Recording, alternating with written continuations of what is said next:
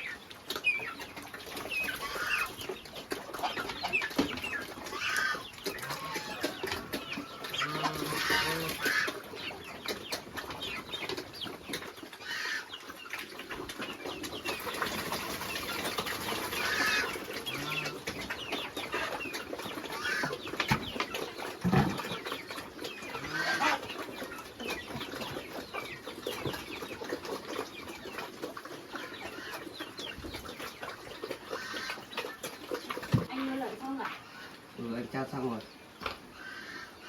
Mà công nhận lợn của bố béo thật đấy. Con nào cũng béo tròn luôn. Ăn nhiều nữa, không được tả còn hả? Anh thấy cũng sắp hết rồi đấy, chắc phải mai chắc phải nấu lại đấy. Số lợn này ăn nhiều quá thì hôm nào cũng cứ cách một hôm là phải nấu. Mà bây giờ trời tạnh mưa là cứ hai vợ chồng mình đi lấy tiền về để nhà để nó tắm lợn ấy. Rất tiền rồi. Vậy hết rồi. Khoai nấu một nồi hết một bóp thì mình kia còn con nó mấy cây đi nấu được một nồi. Nếu thế thì để tí nữa hai vợ chồng mình đi lấy cũng được, lấy củ cũng được. Để mai còn nấu cám lợn nữa chứ. Mà anh thấy chuối của mình đây cũng nhiều lắm. Hay là mai bảo bố về ấy, mua thêm mấy cái xô về xong rồi chặt chuối về đi. Chứ không ủ thì nuôi thẳng. Chứ bây giờ mình cứ nấu này tốn vừa tốn cám lại vừa mới tốn củi nữa. Em thấy họ Thời gian đi cắt chặt. sao là nó mềm nuôi lợn cũng được mà nó thơm nữa. Mấy nữa để ủ thì mình nuôi thẳng luôn nó dễ hơn. Cái lấy cám mình trộn vào trộn lớn thôi. Thế được. Bây giờ phải đi mua xô cơ, chắc phải mua 2-3 cái rồi. Nhưng mà bây giờ chờ bố về xem nào đấy. Để xem bố đi học về bố làm cách nào. Mà anh thấy hôm nay trời nhé, sáng nay cũng vừa mới mưa xong. Bây giờ nó lại tạnh một tí nó lại mưa rồi cái trời này. Em đang định tạnh thì em chuẩn đi lấy củ. Sợ tí khi vào đến trong rừng sợ nó lại mưa về, nhưng đợt trước mình đi lấy rồi. Không biết là có kịp đi lấy không? Chắc cũng để tí xem. Nếu mà mình đợi một lúc, nếu mà trời sáng hẳn thì mình mới đi. Chứ trời cứ tối âm u này thì tốt nhất cứ ở nhà tí ra đấy không kịp lấy đâu. Thế em đi tìm quần áo dài lại tí, nếu mà trời sáng thì mình đi luôn. Đi.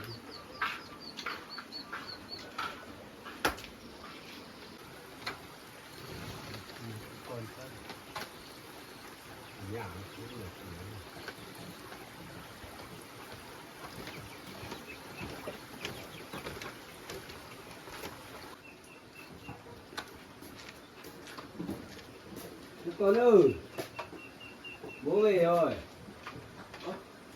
Bố về rồi. Mà bố về con có thấy tiếng xe của bố đâu? Xe của bố về hỏng, bố để ngoài kia cho thở nó sửa. Vâng, Thế bố đi bộ về à? vâng, bố đi đoạn, đi bộ đi Thế đoạn. mà không gọi chồng con đi đón. Bố cũng không gọi nữa, nhà bạn cũng đi nhắn. Con mua con chó ở đâu vậy? Hôm trước con đi ngoài thì con nhặt được thôi bố ạ. Yeah. Nhìn đẹp đấy nhỉ. Con nhặt được nên là con thấy thương quá con lấy về nuôi. Không biết là có ai đựng vào bao vứt ở ngoài cuối. Cái chân nó xinh trắng nhìn đẹp đấy. Thôi bố đi mệt về bố ra kia ngủ đi. Vâng, Bố đi nghỉ, bố cho đồ con để con. vâng, cái con đi cất quần áo cho nó.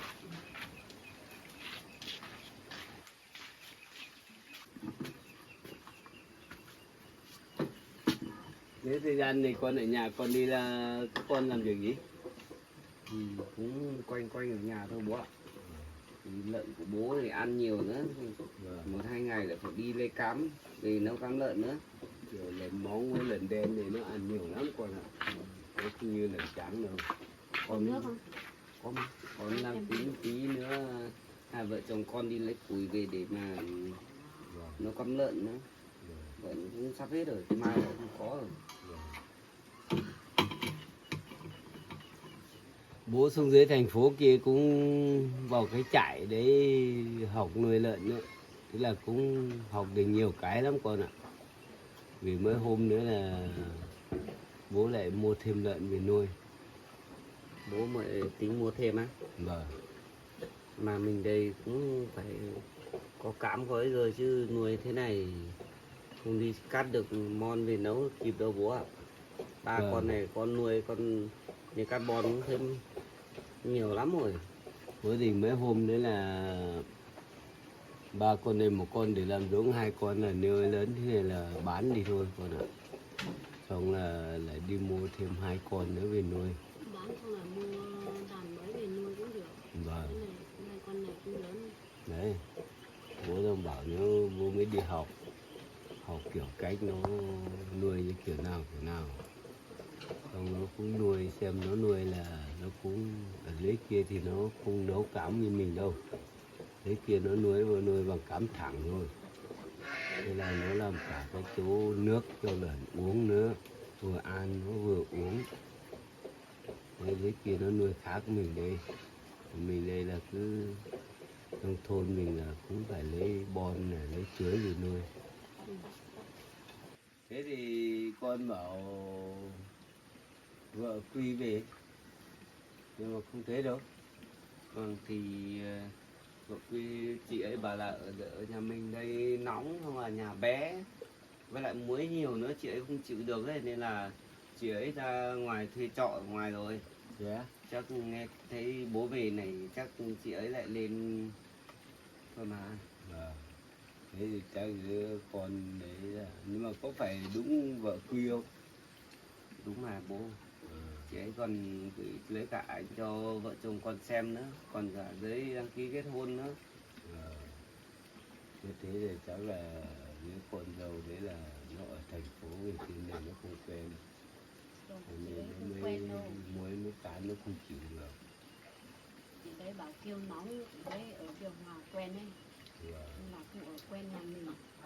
Chị đấy bảo đi ra ngoài thuê nhà ở, nhưng mà ở nông thôn mình đây ấy, thì nhà trọ nó cũng không được như ở dưới thành phố, nó không có điều hòa. Không biết là chị ấy thuê ở gần đây hay ở đâu xa không biết. Vâng. Chị đấy bảo đi mấy hôm đi ở, nếu mà bố về thì chị đấy lại lên. Vâng. Thế thì cái giờ mình nếu trọ nông thôn mình là chỉ có quạt thôi, không có điều hòa đâu. Vâng. Vâng, Con cũng thế- nói như thế với chị đấy rồi, chị đấy bảo cứ đi tìm xem. Vâng. Nếu như ở thành phố thì nó có điều hòa, Ừ. mình ở nông thôn chỉ có dùng quạt thôi. Mà bố ạ, đợt này chị ấy về ấy, thì con thấy chị ấy có chuyện đấy bố ạ. Vâng. Có chuyện gì? Con thì hôm mà chị đi ra ngoài chuyển ra ngoài ở ấy thì chị ấy cũng bảo là bố ở nhà khi nào bố về ấy thì bố xem nào thì lo tiền cho chị ấy. Con cũng không hiểu chuyện gì luôn. Thế á? Thế thì sao ấy, con Quy cũng đi lâu lắm rồi.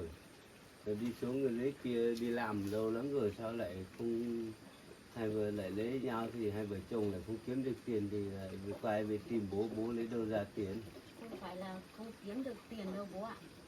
Bảo là chị đấy bảo là anh Quy lấy hết tiền của chị đấy đi làm ăn đi đâu, xong là chị đấy gọi không được, tìm không được, không thấy, không liên lạc được. Chị đấy tưởng là nhà bố ở đây, tưởng là anh Quy về đây nên là chị đấy mới lên đây tìm.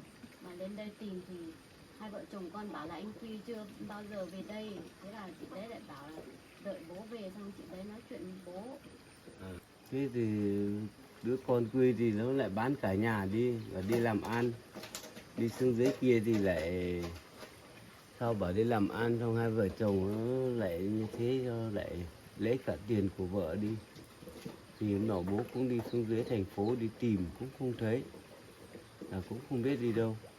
Cái thời gian bố đi tìm anh Quy ấy, thì chị kia có bảo nói chuyện với con bảo là cái thời gian đấy chắc là hai vợ chồng anh chị đấy sang nước ngoài, đi sang nước ngoài làm ăn, bảo là cũng vừa mới về đây thôi, vừa mới về, bảo là cũng kiếm được một số tiền, nhưng mà hai vợ chồng nó tin tưởng nhau để chung nhau, nhưng mà anh Quy cho anh Quy lấy đi làm ăn mà tự nhiên anh Quy lại không liên lạc về cho vợ. Chị đấy gọi cho anh Quy cũng không được. Thế cho nên hai vợ chồng nó đi sang nước ngoài đi làm ăn, rồi cuối cùng bố không biết, bố cứ đi tìm cho nên mới không thấy. Vâng. Nhưng mà anh Quy kia cũng lạ, đi đâu cũng không gọi điện bảo cho bố một câu để cho bố đi tìm. Mà lấy vợ cũng không thấy bảo câu nào. Thế sao cái tính nó lại như thế? Đi đâu nó cũng phải bảo vợ là bảo bố chứ, phải không thấy bảo. Bây giờ là không biết là đứa con dâu nó về đây là bây giờ là không biết là, thế nếu thế không điện được là không biết là đứa con Quy nó lại đi đâu rồi. Mà bây giờ anh Quy ấy cứ cầm tiền của chị ấy đi để mà tiêu cái này thì bây giờ chị ấy cũng không biết là anh Quy đi đâu nữa. Xong rồi anh Quy, chị ấy cứ về tìm đòi tiền bố này cũng không được. Thế sao nó lại cầm tiền đi thì nó lại không liên lạc cho bố, không liên lạc cho vợ nữa. Thì bây giờ cái số tiền đi nước ngoài hai vợ chồng làm việc chắc cũng nhiều tiền đấy. Vâng, chị đấy bảo là anh Quy lấy của chị đấy 500 hay 600 triệu ấy. Thì đây con nói với con mà con cũng không nhớ rõ, xong là con bảo là bây giờ chị đấy mà bảo lên đây hỏi bố trả lại cái số tiền đấy thì có phải bố lấy đâu mà bảo bố trả, mà nhà mình làm gì mà gom được cái số tiền nhiều như thế. Thế thì làm gì có tiền trả được. Và đứa con Quy thì nó hai vợ chồng nó khác đi làm sao cho tiền nó cầm hết thế này, nó đi thì nó lại không liên lạc được thì bây giờ không biết nó đi đâu và không biết đi đâu mà tìm. Thì hai vợ chồng tin tưởng nhau là cho tiền cầm thôi. Không phải lúc đầu thì chị đấy bảo là anh Quy bảo lấy tiền đi làm ăn thì chị cũng cho đi làm ăn, xong một thời gian sau thì anh Quy lại đi luôn không gọi về nữa. Ai mà biết được anh ấy làm như thế. Thế thì sao đứa con Quy bây giờ nó lại như thế này. Trước ở đây nó cũng ấy, mua cái nhà cho bố ở một thời gian, xong nó lại bán đi, xong nó lại về dưới kia đi làm bây giờ lấy vợ về nó cũng rủ nhau đi đứng ngoài làm. Vì bây giờ tiền bây giờ cũng cầm lại đi đâu hết rồi. Giờ trước chị kia nói chuyện với con thì con cũng nói cho chị đấy biết rồi, bảo là trước anh Quy còn bán cả nhà mua cho bố xong lấy tiền đi cũng không bảo bố một câu nào. Xong là chị đấy bảo là anh Quy trước kia chị đấy ở với nhau thì tốt với chị đấy lắm, không phải là người như thế. Bảo là sau thời gian này thì anh Quy mới thay đổi như thế thôi, bảo như thế. Đấy, bố cứ tưởng là vợ nó về tìm bố đấy, thế là tưởng là hai vợ chồng nó cũng về theo. Hóa ra là mỗi một mình là con dâu khác về. Thế là đấy, Quy nó lại đi đâu rồi. Thế vợ con dâu bảo lại không liên lạc được. Nếu thế thì bố cũng không quan tâm đâu. Quan tâm đến cái con như thế này. Thế là bán cả nhà đi rồi. Là đi làm được tiền chả thấy gửi cho bố một tí nào. Thì bây giờ lại cầm cả tiền vợ đi nữa. Cái gì nó đi đâu thì đi thôi. Bây giờ bố không đi tìm nữa, không quan tâm đến nữa. Thế thì lúc nào mà chị kia về nói chuyện với bố ấy thì bố phải nói cho rõ ràng vào, không thì chị kia cứ về đòi tiền bố đấy. Vâng. Bây giờ anh Quy cũng không gặp được anh Quy ấy thì cũng không biết là chị kia nói có phải thật không, không biết là có phải anh Quy lấy tiền của chị đấy đi thật không, mình cũng không biết được bố ạ. Vâng, bố cũng nghi như thế. Vâng. Là con dâu bảo vì bố tìm tiền nhưng mà bố làm gì có trách nhiệm lo tiền cho các con còn trẻ thì phải đi làm thì mới có tiền. Nhưng mà vậy vợ chồng bảo đấy, thế thì Quy cầm tiền đi nhưng mà không biết cho có phải hay không. Đấy, hay là cái đứa con dâu này nó khác, nó túng bí lên thì nó khác lên hỏi như thế này. Bây giờ muốn biết rõ thì phải gặp anh Quy cơ thì mới biết rõ mọi chuyện được. Giờ thì chị ấy lên đây thì chị ấy cứ đòi tiền mình thì cũng không được đâu. Giờ phải xem chị ấy thế nào thôi. Đúng rồi, bây giờ phải xem để lúc nào là cái điểm được Quy ấy, những con Quy ấy thì mới biết được cái số tiền là như thế nào, có phải thực tế như thế không, hay là cũng không phải, hay là đứa con dâu này vợ Quy thì nó lại thiếu tiền thì nó không vay được thì nó có vay về tìm bố, vay lấy tiền, hay là thì chắc đã có tiền như thế. Thì cũng sợ chị ấy không có tiền nên là mới về nói dối bố để lấy tiền của bố, cũng không biết được nữa. Nhưng mà chị kia nhìn nó ăn mặc gọn gàng với lại quần áo nhìn cũng đắt tiền lắm, chắc là cũng có tiền đấy. Đấy bố cũng nghĩ như thế. như thế mà quần áo như thế này là thì chắc là không khéo còn ở số tiền lớn ở chỗ nào ấy, xong thì nó mới quay về tìm bố như thế này.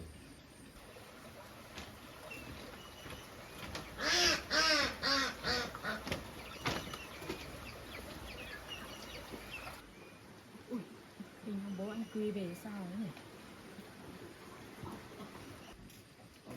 Chị lên Bác nào. về rồi à? Vâng, thế cháu ngồi đi. Thế và cháu là vợ Quy à? Vâng. À đây à? Chị này ấy bố ạ. À, thế thì bố có gặp lần nào đâu mà bố biết.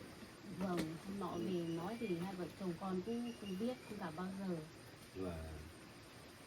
Thế thì con lên trên này lâu chưa? Cháu lên đây mấy ngày. À đây à? Mấy ngày trước cháu lên đây nhưng mà bác không ở nhà. Rồi À, anh chị bảo là bác đi học chăn nuôi rồi. vâng. Thế thì đứa con Quy bây giờ đi đâu rồi con? Cháu cũng không biết bác ạ. Cháu không tìm được anh đấy, xong là bây giờ cháu mới lên nhà tìm. À đây à? Ở dưới thành phố thì cháu tìm hết mọi nơi rồi nhưng mà không thấy. Thế thì bố cứ tưởng là hai vợ chồng nó vẫn ở dưới thành phố làm ăn. Rồi là bố cũng đi xuống dưới kia đi tìm nhưng mà cũng không thấy. Là không biết là đứa con Quy là nó đi đâu.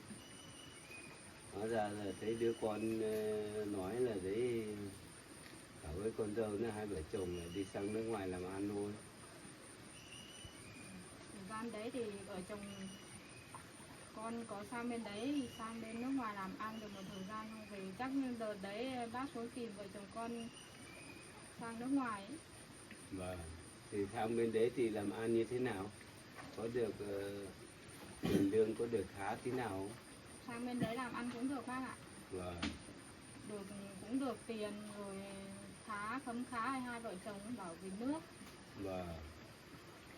Từng là bố cũng lâu lắm rồi, cũng không gặp đứa con Quy rồi.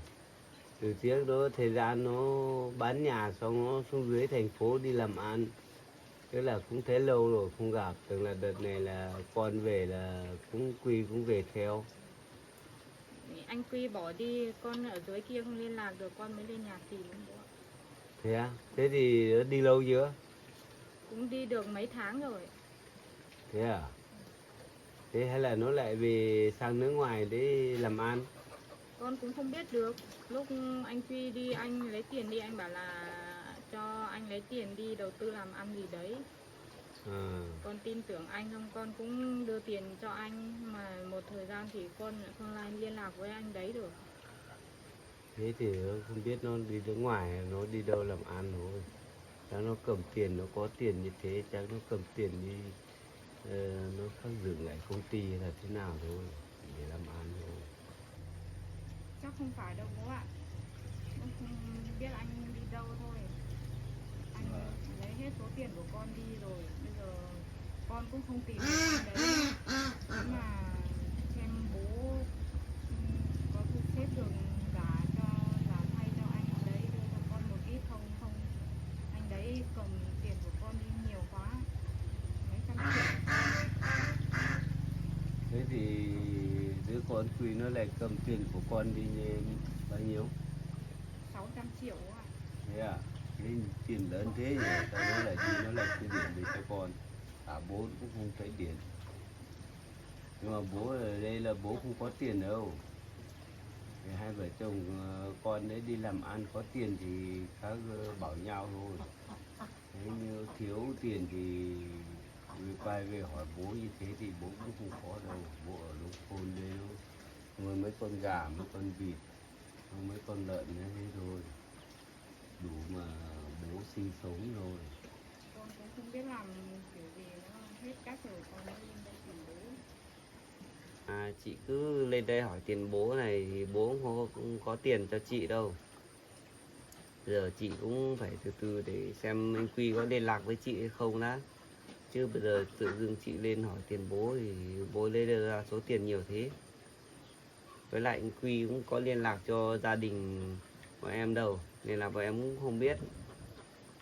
Chị cứ từ từ mấy nữa, nếu mà anh Quy mà về thì anh Quy chắc chắn là sẽ trả lại tiền cho chị thôi mà. Bây giờ chị bảo về lên đây hỏi bố thì chị cũng thấy rồi, nhà như thế này thì không có tiền đâu chị ạ. Không được, mà không có thì bố cũng phải thu xếp cho con một tí chứ. Con ạ, bố là đấy ở nông thôn là không có đâu.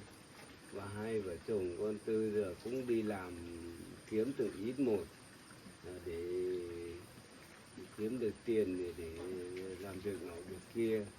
Đấy bây giờ nhà bố này là bếp mà sắp hỏng lập đá này, cũng sắp hỏng mà còn không có tiền mà để mà làm. Đấy. Bây giờ con cứ hai vợ chồng ở dưới kia cứ bảo thiếu tiền nọ thiếu tiền kia, tức là nợ tiền nọ tiền kia là cứ lên tìm bố là làm gì bố có tiền mà cho. Bố bây giờ càng ngày nó càng già rồi, nếu còn trẻ một tí thì bố còn đi làm còn ủng hộ còn được. Không được đâu, bố cũng phải cho con một ít chứ, con từ dưới lên con cũng bây giờ con cũng hết tiền rồi. Anh Quy thì cũng lấy hết tiền của con đi rồi, mà con từ dưới lên đây cũng xa xôi nữa, con cũng hết tiền rồi, bây giờ con không biết làm kiểu gì rồi.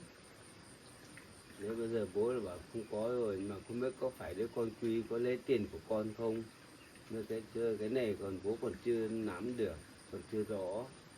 Hay là nó không phải lấy tiền của con là con cứ lợi dụng là lên trên này đòi bố là cũng không được rồi. Con nói thật chứ con không nói dối bố đâu. Nhưng mà đứa con Quy thì cũng lâu lắm rồi đi thì cũng không liên lạc được, là không biết có phải nó đi làm có được tiền hay không được tiền hay là đi đâu, bây giờ cũng không biết nữa. Hay là anh Quy lấy tiền của con về nhà cho bố, xong bảo bố nói dối con như thế. Cái bố còn lâu lắm còn không gặp. Đấy, đứa con từ thời gian đi tìm đến bây giờ còn không gặp đứa con Quy. Làm như thế đấy, hai vợ chồng nhưng mà cứ sang nước ngoài làm được tiền về đấy, con không biết mà để mà cất một phần đi, cứ giao cho nó là nó chả lấy đi, nó chả dùng hết. Con cũng tin tưởng anh chứ, con mới giao hết số tiền của con cho anh bảo đi làm ăn. Chị bảo là anh Quy cho tiền gia đình cho bố, mà thực chất thì anh Quy có về đây bao giờ đâu mà cho tiền bố được. Anh ấy còn không gọi về cho bố bao giờ ấy. Bây giờ em có ở đây đâu mà em biết được. Anh Quy lấy tiền về cho anh chị với lại bố cất ở nhà, xong là bố anh chị bảo anh đi đâu thì sao? Thì Sao? hôm trước chị cũng về đây, ở đây chị cũng biết rồi, thấy rồi mà. Anh Quy có về đây bao giờ đâu. Nếu bây giờ con nếu không tin là con cứ hỏi anh em ở trong làng đấy xem, có thấy đứa con về lần nào đâu. Bây giờ đương nhiên con về con lại bảo đấy Quy đem đưa tiền về, tức là cho bố cất thế nọ thế kia. Sao con lại nói như thế cũng nói được à? Bây giờ Quy nó cũng đi làm ở đâu, bố còn không gặp. Con không biết đâu. Bây giờ con không tìm được anh Quy, mà anh Quy, bố bảo anh Quy cũng không về nhà. Bây giờ bố phải có trách nhiệm trả cho con. Đấy bây giờ bố bảo không có tiền rồi, nếu có tiền thì bố còn ủng hộ một tí. Nhưng mà bây giờ bố già rồi, bố không kiếm được tiền rồi, thì bây giờ bố lấy đâu ra tiền? Thì chỗ đứa con Quy thì nó lấy số tiền này thì nó đi thì chắc chắn nó cũng phải đi làm ăn thôi. Ngày mai nó sẽ trở về, nó lại với con nó lại lấy số tiền, nó lại được làm ăn, nó lại được sau. Lúc đấy là quay về tức là lại có tiền nhiều rồi. Con không biết anh Quy có về nữa không, nhưng mà trước mắt là bố trả cho con. Nếu mà bố không trả được thì anh chị đây này, anh chị cũng là em trai của anh Quy, thì anh chị cũng nên giúp đỡ bố, trả cho em một phần. Nhưng mà bây giờ hai vợ chồng cũng không có tiền để mà cho chị đâu. Mà bây giờ anh Quy thì cũng không gọi về, không biết tin tức ở đâu, cũng phải hỏi cho rõ xem là có phải như thế thật hay không chứ. Bây giờ chị lên đây chị nói như thế thì gia đình em làm sao mà tin được. Nếu đâu không phải anh Quy lấy tiền của chị đi như thế, chị khác về đây nói như thế thì sao? Tóm lại hôm nay không được nhiều cũng phải được ít, được một tí. Chứ con bố xem con ở đây, lên đây ở mấy ngày rồi đợi bố về. Mà bây giờ bố phải giải quyết cho con. Đấy còn nói thế và các bạn lên trên để tìm tiền để bố. Nhưng mà bây giờ đứa con Quy nó làm như thế thì bây giờ bố cũng không quan tâm mấy đâu. Bố nói như thế mà được à? Dù gì thì bố cũng là bố của anh Quy, còn con cũng là vợ hợp pháp của anh Quy, con cũng là con dâu của bố chứ. Thì nếu mà chị biết chị là con dâu của bố thì chị cũng không nên đến đòi tiền bố như thế chứ. Bây giờ bố cũng có biết là anh Quy lấy tiền của chị như thế nào, lấy bao nhiêu đâu. Nhớ đâu chị nói dối thì sao? Nhưng mà bây giờ thì em cũng mất hết tiền rồi, em không còn cách nào khác thì em phải lên đây hỏi bố thôi. Nhưng mà mọi chuyện là nếu mà phải như thế thật cũng là do anh Quy gây ra chứ không phải là do bố đâu. Mà chị cứ từ từ để đợi xem mấy nữa, nhỡ đâu anh Quy lại về trả lại tiền cho chị thì sao? Bố cũng là bố của anh Quy thì bố phải có trách nhiệm chứ. Đấy hai vợ chồng ấy đi làm ăn lấy nhau, đi làm ăn như thế này, không bao giờ quay về thì lại đòi tiền của bố đâu. Bây giờ bố không quan tâm đến cả hai vợ chồng của con nữa. Cả đứa con Quy cũng thế. Nếu mày lấy nhau tức là cũng không bảo bố một câu nào. Lúc nào đùng một phát tức là bảo đấy, con dâu là về tìm bố rồi. Thế này làm gì mà bố biết được. Con có biết đâu, lúc con lấy nhau thì anh Quy bảo là cuối năm thì anh Quy đưa con về ra mắt với gia đình bố. Nhưng mà bây giờ còn chưa kịp thì anh Quy đã bỏ đi rồi. Thế bố ở đây là bố ở trên quê này là bố có biết là đứa con Quy nó có lấy vợ hay chưa lấy, còn chưa biết. Đấy hôm bố lại đi trên dưới kia đi học chăn nuôi lợn thì thấy đứa con điện xuống là bảo đấy đứa con dâu vợ Quy về rồi, đứa con dâu về rồi. Thế là bố còn ngạc nhiên nữa, nó không biết có phải hay không. Đấy. Đương nhiên là tại sao mà nó mày lấy nhau sao bố lại không điện cho bố, là không biết một cái tin tức nào. Bây giờ đến các con về một cái, tức là đấy con dâu về một cái là lại hỏi tiền của bố. Con không biết đâu. Tóm lại là hôm nay bố phải cho con một ít. Bố làm kiểu gì thì làm, phải sắp xếp đưa cho con một tí mới được. Đấy bố đã nói rồi. Đấy, bố bảo không có tiền. Nhưng mà chưa chắc đã có phải vợ Quy không. Thế đứa con bảo giấy tờ đúng như thế hay là lấy giấy tờ giả nữa. Không phải con dâu, không phải vợ của Quy thì như thế nào. Giấy tờ không giả được đâu bố ạ. Đương nhiên nó lại lên trên này, đấy có con lên trên này là cứ là hỏi tiền. Đấy chưa chắc đó có phải con dâu của bố không, vợ của Quy không. Hay là con lại lên trên này lại lừa tiền của bố. Bố nói như thế mà được à? Bây giờ nếu mà bố không muốn giả cho con thì bố nói một câu, chứ bố đừng có mà nói những lời khó nghe như thế. Bố đang nghi là cái chưa chắc đã phải vợ Quy. Đấy, là con dâu. Là chắc chắn cái giấy tờ kia là chắc là các con nó khác là làm ra, các in làm thôi. Chưa chắc đã phải. Bố ơi, hôm trước hai vợ chồng con cũng xem cái tờ giấy kia rồi thì cái tờ giấy kia chắc không phải là giả đâu bố ạ. Tờ Không phải giấy giả. kia có một cái đóng dấu của xã mà, chắc không phải giả đâu, cái dấu đỏ đấy. Nếu mà giả thì sẽ không có dấu, không có gì đâu. Con nếu mà con không phải vợ anh Quy thì con tội gì con lên đây tìm bố nữa. Bố còn không ở nhà, con còn ở đây vất vả đợi bố về còn mấy hôm nữa.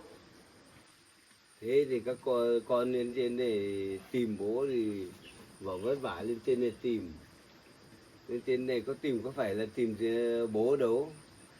Hỏi thăm bố là thế nọ thế kia đâu. Lên lại đòi tiền của bố thôi. Thế thì bố lấy đâu ra tiền. Giờ thì bố cứ giả con một ít đi. Bây giờ là bố cũng không quan tâm đến đứa con Quy rồi. Quan tâm như thế này lúc nào nó cũng đi bảo lấy tiền nọ tiền kia để làm cho bố vất vả thế này. Sao Thế mà này bố bố nói cũng không quan quan tâm tâm rồi. được. Chứ anh Quy cũng là con của bố cơ mà. Biết là con rồi nhưng mà con như thế này thì bố không quan tâm đến rồi. Dù gì anh Quy cũng là con của bố, bố phải có trách nhiệm. Bố trả con một ít đi. Lúc nào cũng là các con cũng về đòi tiền. Hôm nọ cũng thế. cái đứa kia cũng thế, ở đâu đâu về cũng phải vào về đòi tiền, cái pang ấy nó cũng như thế. Bây giờ lại đến đứa con lại lên nó lại như thế rồi, lại đòi rồi. Đứa nào thì con không biết, chứ con khác với đứa kia. Cứ con là con dâu của bố rồi cơ mà anh Quy là con của bố cơ mà. Bây giờ bố nói như thế thì không được. Nhưng mà từ đây trở đi là bố không chấp nhận Quy là đâu, Chị cứ con của bố đâu. bình tĩnh đi, từ từ, hay là chị cứ đi về nhà đi, về quê chị ở dưới kia đi, hoặc là đợi xem mấy nữa anh Quy có về không. Chứ anh Quy không về đây đâu, mà bây giờ chị về đòi tiền này bố không có đâu. Không về đâu, bây giờ bố bảo như thế thì con cũng không về đâu. Thôi tốt nhất là con ạ, bây giờ bố không có tiền đâu. Tốt nhất là con đi về dưới kia đi. Xem để chờ một thời gian nào đó xem thấy Quy về thì hỏi Quy để mà lấy thôi. Bố bây giờ bố không có tiền đâu. Bố nuôi mấy con lợn kia bây giờ bán được mà 20-30 triệu không? Chả đáng bao nhiêu đâu. Con nó bảo hàng mấy trăm triệu thì bảo bố lấy đâu ra. Con không biết đâu, hôm nay con phải lấy được một ít. Chứ bây giờ bố bảo con đi về thì con đã vất vả lên đây tìm rồi, con lại không được cái gì mà con đi về. Bây giờ con cũng hết sạch tiền rồi. Hết thì hết rồi. Bố bây giờ bố không có là không có rồi. Bố ở nhà suốt ngày, nhà nuôi lợn nuôi gà lấy đâu ra tiền. Mua bán được mấy con gà kia thì lại đi mua thức ăn rồi, cái nọ thế kia rồi thì lấy đâu ra tiền. Mà các con là ở dưới thành phố thì kiếm tiền nó dễ, công ty cái nọ thế kia này nó nhiều tiền chứ, kiếm được nhiều tiền chứ. Còn bố ở nông thôn thì lấy đâu ra, lúc nào cũng về đòi bố làm cái gì. Con không biết đâu, con phải lấy được tiền. Hôm nay ấy, anh chị xem bố, nếu mà bố không giả thì anh chị giúp bố giả cho em một phần đi. Này không liên quan đến vợ chồng em đâu, thì đấy là việc của anh Quy thôi. Chứ giờ Thì chị anh có Quy đòi không em phải có tiền là đâu. anh em của anh chị à? Đấy là anh em, nhưng mà anh ấy cũng bỏ đi lâu lắm rồi, cũng không ai có tung tích gì về anh đấy nữa. Giờ chị lên đây hỏi tiền thì vợ chồng em có cũng không cho đâu, thì vợ em cũng không liên quan đâu. Anh Đấy đi anh suốt, đấy, có gọi về cho gia đình anh em cho bố bao giờ đâu. thì cái đấy anh ấy tự làm tự nợ, chứ làm sao mà chị về đòi bọn em được. Thế thì thế đứa con từ cứ điện cho bố bảo thế vợ Quy về rồi, tưởng là về, thế là nếu có tiền còn đưa cho bố một ít. Bố già rồi không làm được đưa ra tiền rồi, phải đưa cho bố một tí nào để cho bố mua thức ăn này, mua quần áo mặc. Hóa ra về thì bảo thế thì cứ phải vợ Quy thì cứ vợ ở nhà chờ bố. Bây giờ bố về thì lại đòi tiền bố thôi. Con không biết đâu, bây giờ bố với lại anh chị sắp xếp kiểu gì đưa cho con một ít. Nếu không con không được ít nào con không về đâu. Bố cứ tưởng là các con về tức là đấy để sum họp gia đình, tưởng là con Quy cũng về. Hóa ra là lúc nào cũng là về tìm tiền cái gì. Sum họp cái gì mà sum họp. Thôi bây giờ tiền thì lấy con đi hết rồi. Con lên đây tìm mà. Thôi thế thì con lên trên này con đã nói như thế thì thôi, bây giờ là bố không chấp nhận đâu. Bây giờ con muốn đi ra ngoài nhà trọ ở thì ở đi, hay là con bắt xe con về quê đi, dưới kia đi. Bố ở đây bố không chấp nhận đâu, lúc nào cũng đòi tiền. Con cái gì như thế này. Bố nói như thế mà nghe được à? Thôi bây giờ chị cứ đi về nhà trọ chị ở đi. Lúc nào nếu mà anh Quy có liên lạc về cho gia đình, hoặc là anh ấy về đây thì gia đình sẽ thông báo cho chị về, khác nói hai vợ chồng nói chuyện với nhau. Chứ bây giờ chị lên đây nói này, gia đình cũng không liên quan đâu, cũng không có tiền mà đưa cho chị đâu. Thế thì con có tiền mà con không biết cất, cứ là để cho Quy cơm giao hết cho nó đi. Bây giờ nó đi đâu nó còn không liên lạc được, thì bây giờ lấy đâu ra mà tìm nữa. Bây giờ tìm Quy ở đâu? Bây giờ về tìm bố thì bố lấy đâu ra tiền? Bố với anh chị nói như thế thì con không nghe được đâu. Thôi chị xem thế nào thì để đến khi nào anh Quy về đã rồi tính. Chứ bây giờ chị lên đây cứ nói với bố như nặng lời như thế cũng không được đâu. Dù gì thì chị cũng là con dâu của bố mà, chị cũng phải nói nhỏ nhẹ với bố một tí chứ. Mà chị lên đây vừa mới gặp bố mà cũng đã đòi tiền như thế rồi, thì chị xem có được không? Đúng đấy, con nói đúng đấy. Đáng lẽ nó về đầu tiên cũng phải đem các thứ về cho bố nó thế kia thì mới đúng. Đầu tiên đã về, đầu tiên thì đã lần đầu thì đã về đòi tiền bố rồi. Thế thì bố sao chấp nhận được các con như thế này? Con rất nhỏ nhẹ với bố với lại anh chị rồi bố ạ. Đấy, bây giờ bố cũng vừa đi học nuôi lợn ở dưới thành phố, vừa về đến nhà mệt lắm rồi. Thế lại gặp các con là cứ toàn đòi tiền. Thôi tôi nghĩ là con đi về đi. Đúng vậy, chị đi về đi. Chị ở đây cũng không có ai có tiền cho chị đâu. Thứ nhất là con bắt xe con đi về quê đi. Bố không cho ở đây đâu. Con không về đâu. Thôi bố mệt lắm rồi. Bây giờ bố đi nghỉ đi đã. Đi xe cổ về mệt lắm rồi. Bố Còn không trả tiền nông con nong à? cái gì. Lúc nào cũng về tìm bố. Bố đi nghỉ đi. Bố không trả tiền con à? Bố vừa mới đi về mệt, chị đừng đòi tiền nữa. Bây giờ gia đình em cũng không có tiền để làm cho chị đâu. Chị cứ đi về đi. Bây giờ bố không trả tiền em thì anh chị trả tiền cho em đi. Đã bảo là không có tiền rồi. Chị lên đâu ra tiền? Bây giờ Quy về thì mới biết được chứ. Quy không về chị cứ ngồi đây đòi thì ai có tiền cho chị đâu. Chị nếu mà chị không về chị đòi tiền chị cứ ngồi đây nhé. Em đi làm tí cái vườn rau đó, không có thời gian ngồi đây nói chuyện với chị. Anh ngồi đây nói chuyện thì nói đi Cũng bộ đi em làm theo vườn em rau đi. đi. Chị cứ ở đây đi. Anh chị đừng có mà tìm cớ rồi bỏ đi hết nhá. Tiền của em thì không chịu trả. Cứ tưởng lên đây bố anh Tuy trả tiền cho mình mà cũng không trả. Hai vợ chồng kia cũng không trả nữa. Bây giờ mình đòi kiểu gì được tiền. Anh Quy thì tìm không thấy.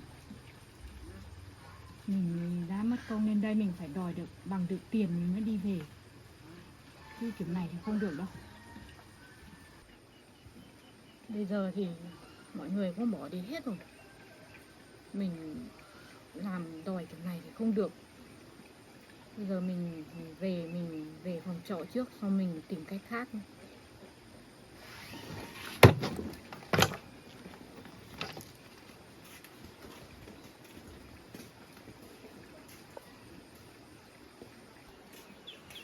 Bố ơi, con đi về phòng trọ nhá. Ngày mai con lại lên. Bố cứ tìm tiền thu xếp giả cho con đi.